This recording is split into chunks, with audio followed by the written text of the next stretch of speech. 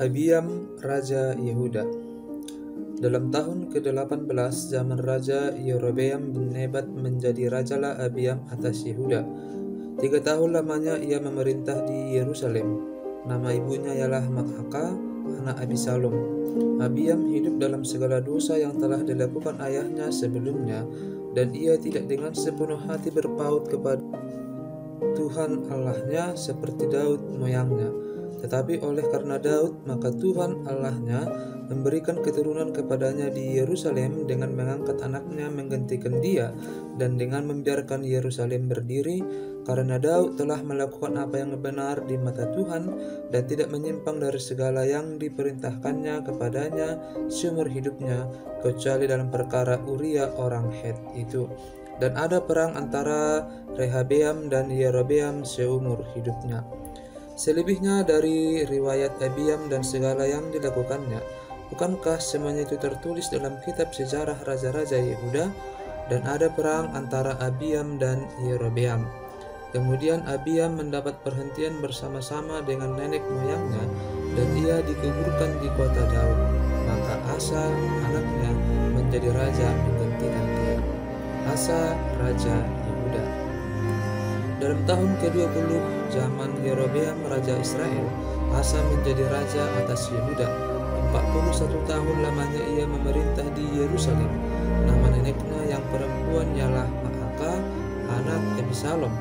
Asa melakukan apa yang benar di mata Tuhan seperti Daud bapa leluhurnya.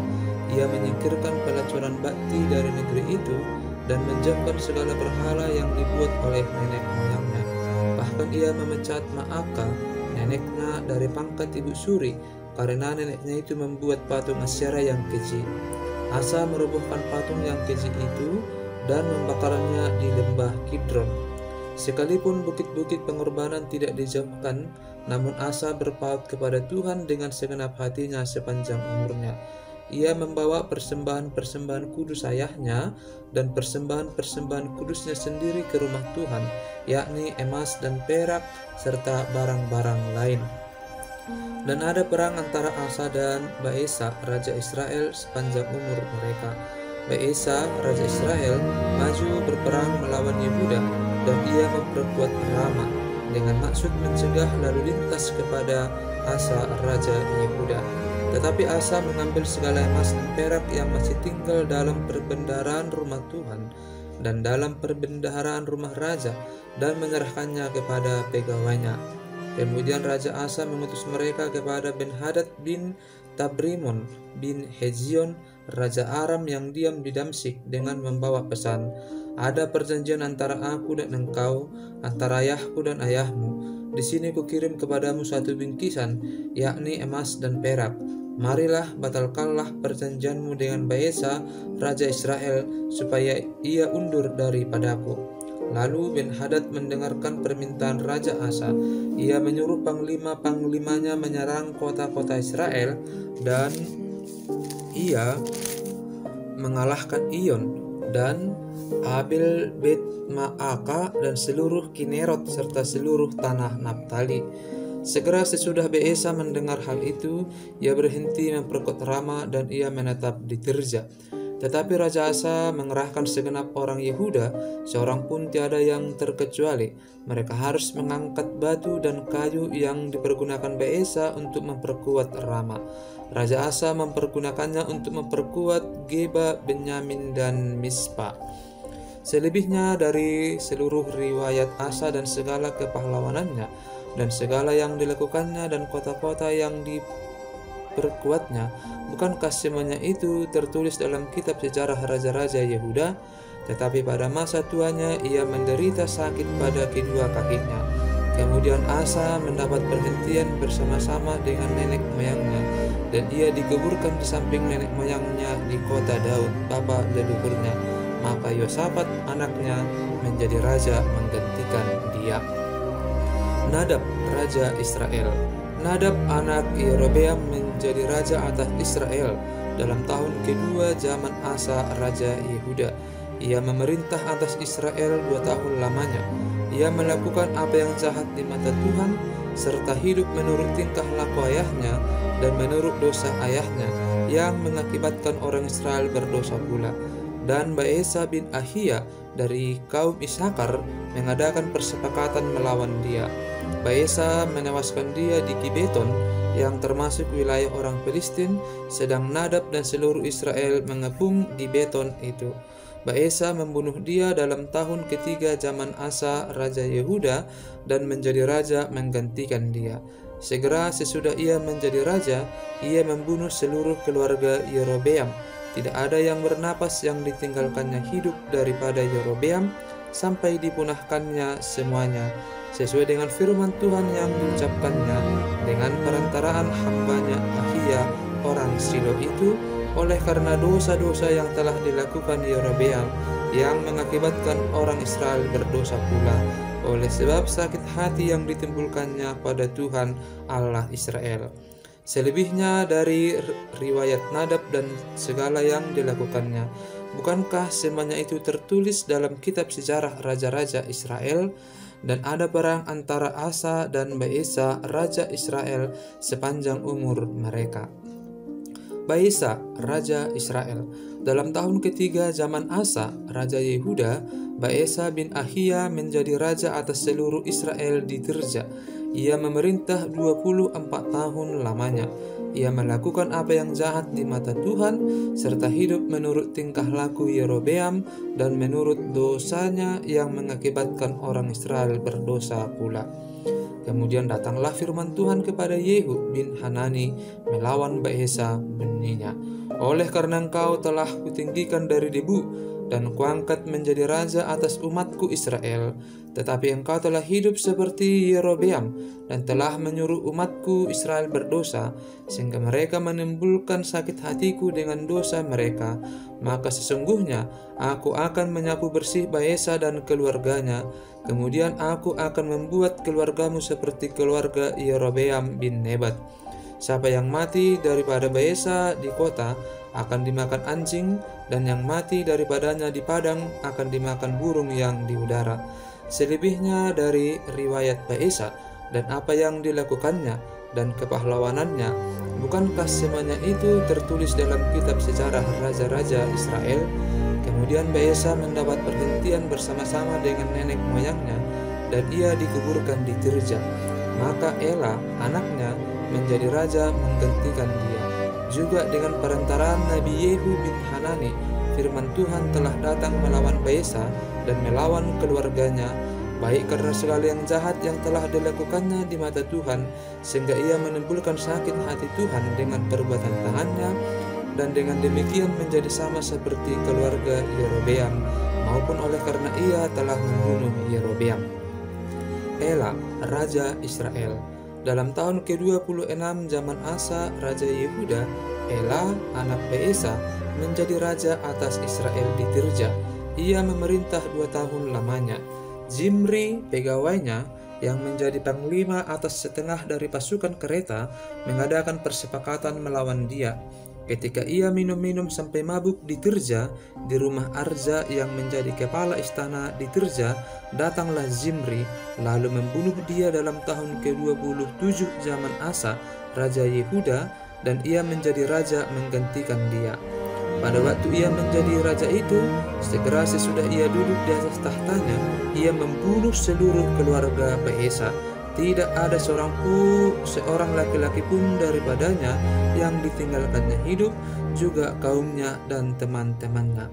Demikianlah Zimri memunahkan seluruh keluarga Baesa sesuai dengan firman Tuhan yang diucapkannya kepada Baesa dengan perantaraan Nabi Yehu, oleh karena segala dosa yang telah dilakukan Baesa dan Ela anaknya yang mengakibatkan orang Israel berdosa pula, sehingga mereka menimbulkan sakit hati Tuhan Allah Israel dengan dewa-dewa kesia-siaan mereka. Selebihnya dari riwayat Ela dan segala yang dilakukannya, bukankah semuanya itu tertulis dalam kitab sejarah raja-raja Israel? Zimri, raja Israel. Dalam tahun ke-27 zaman Asa Raja Yehuda, Zimri menjadi raja.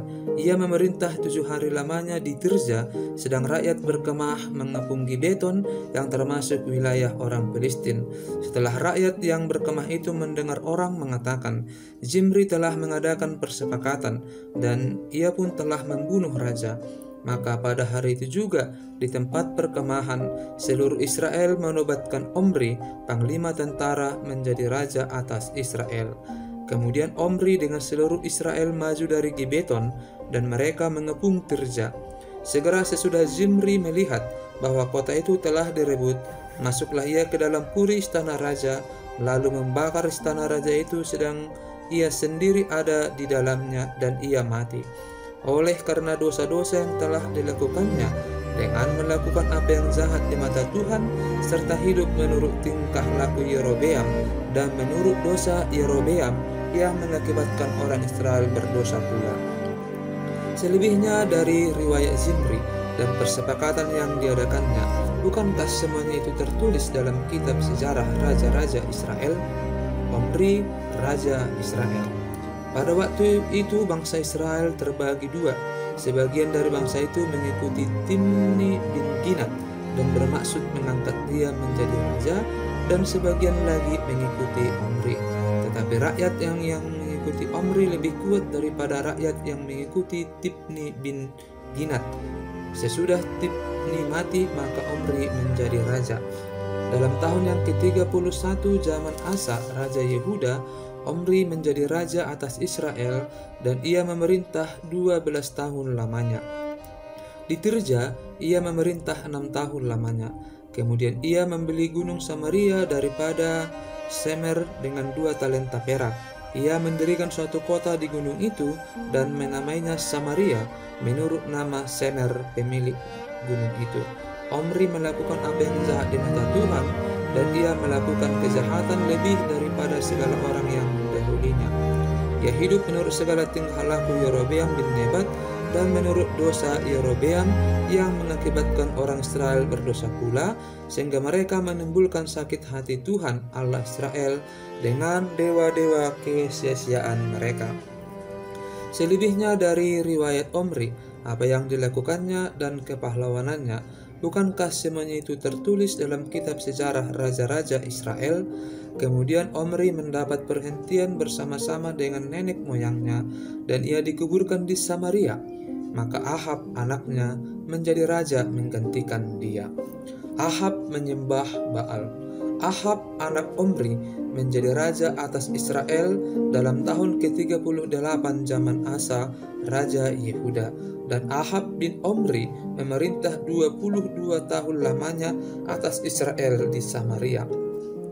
Ahab bin Omri melakukan apa yang jahat di mata Tuhan lebih daripada semua orang yang mendahulinya. Seakan-akan belum cukup ia hidup dalam dosa-dosa Yerobeam bin Nebat, maka ia mengambil pula Izebel, anak Etbal, raja orang Sidon, menjadi istrinya, sehingga ia pergi beribadat kepada Baal dan sujud menyembah kepadanya. Kemudian ia membuat mezbah untuk Baal itu di kuil Baal yang didirikannya di Samaria. Sesudah itu Ahab membuat patung Asyera, dan Ahab melanjutkan bertindak demikian sehingga ia menimbulkan sakit hati Tuhan Allah Israel lebih dari semua raja-raja Israel yang mendahulinya. Pada zamannya itu Hiel orang Betel membangun kembali Yeriko dengan membayarkan nyawa Abiram anaknya yang sulung. Ia meletakkan dasar kota itu, dan dengan membayarkan nyawa Segub anaknya yang bungsu, ia memasang pintu gerbangnya sesuai dengan firman Tuhan yang diucapkannya dengan perantaraan Yosua bin Nun. Elia di tepi sungai Kerit. Lalu berkatalah Elia orang Tisbe dari Tisbe Gilead kepada Ahab, demi Tuhan yang hidup Allah Israel yang kulayani, sesungguhnya tidak akan ada embun atau hujan pada tahun-tahun ini kecuali kalau kukatakan. Kemudian datanglah firman Tuhan kepadanya, pergilah dari sini, berjalanlah ke timur dan bersembunyilah di tepi sungai Kerit di sebelah timur sungai Yordan. Engkau dapat minum dari sungai itu, dan burung-burung gagak telah kuperintahkan untuk memberi makan engkau di sana." Lalu ia pergi, dan ia melakukan seperti firman Tuhan. Ia pergi dan diam di tepi sungai Kerit di sebelah timur sungai Yordan. Pada waktu pagi dan petang, burung-burung gagak membawa roti dan daging kepadanya, dan ia minum dari sungai itu. Elia dan janda di Sarpat. Tetapi sesudah beberapa waktu, sungai itu menjadi kering, sebab hujan tiada turun di negeri itu. Maka datanglah firman Tuhan kepada Elia, "Bersiaplah, pergilah ke Sarpat yang termasuk wilayah Sidon, dan diamlah di sana. Ketahuilah, aku telah memerintahkan seorang janda untuk memberi engkau makan." Sesudah itu ia bersiap, lalu pergi ke Sarpat. Setelah ia sampai ke pintu gerbang kota itu, tampaklah di sana seorang janda sedang mengumpulkan kayu api. Ia berseru kepada perempuan itu, katanya, "Cobalah, ambil bagiku sedikit air dalam kendi, supaya aku minum." Ketika perempuan itu pergi mengambilnya, ia berseru lagi, "Cobalah ambil juga bagiku sepotong roti." Perempuan itu menjawab, "Demi Tuhan Allahmu yang hidup, sesungguhnya tidak ada roti padaku sedikit pun, kecuali segenggam tepung dalam tempayan dan sedikit minyak dalam buli-buli. Dan sekarang aku sedang mengumpulkan 2-3 potong kayu api. Kemudian aku mau pulang dan mengolahnya bagiku dan bagi anakku, dan setelah kami memakannya, maka kami akan mati." Tetapi Elia berkata kepadanya, "Janganlah takut, pulanglah, buatlah seperti yang kau katakan, tetapi buatlah lebih dahulu bagiku sepotong roti bundar kecil daripadanya, dan bawalah kepadaku, kemudian barulah kau buat bagimu dan bagi anakmu. Sebab beginilah firman Tuhan, Allah Israel, tepung dalam tempayan itu tidak akan habis, dan minyak dalam buli-buli itu pun tidak akan berkurang, sampai pada waktu Tuhan memberi hujan ke atas muka bumi." Lalu pergilah perempuan itu dan berbuat seperti yang dikatakan Elia. Maka perempuan itu dan dia serta anak perempuan itu mendapat makan beberapa waktu lamanya. Tepung dalam tempayan itu tidak habis, dan minyak dalam buli-buli itu tidak berkurang, seperti firman Tuhan yang diucapkannya dengan perantaraan Elia. Sesudah itu anak dari perempuan pemilik rumah itu jatuh sakit, dan sakitnya itu sangat keras sampai tidak ada napasnya lagi. Kata perempuan itu kepada Elia, "Apakah maksudmu datang kemari, ya abdi Allah? Singgahkah engkau kepadaku untuk mengingatkan kesalahanku dan untuk menyebabkan anakku mati?" Kata Elia kepadanya, "Berikanlah anakmu itu kepadaku." Elia mengambilnya dari pangkuan perempuan itu dan membawanya naik ke kamarnya di atas dan membaringkan anak itu di tempat tidurnya. Sesudah itu ia berseru kepada Tuhan, katanya, "Ya Tuhan Allahku, apakah engkau menimpakan kemalangan ini atas janda ini juga, yang menerima aku sebagai penumpang dengan membunuh anaknya?" Lalu ia mengunjurkan badannya di atas anak itu 3 kali dan berseru kepada Tuhan, katanya, "Ya Tuhan Allahku, pulangkanlah kiranya nyawa anak ini ke dalam tubuhnya." Tuhan mendengarkan permintaan Elia itu, dan nyawa anak itu pulang ke dalam tubuhnya, sehingga ia hidup kembali. Elia mengambil anak itu, ia membawanya turun dari kamar atas ke dalam rumah, dan memberikannya kepada ibunya. Kata Elia, "Ini anakmu, ia sudah hidup." Kemudian kata perempuan itu kepada Elia, "Sekarang aku tahu bahwa engkau abdi Allah, dan firman Tuhan yang kau ucapkan itu adalah benar."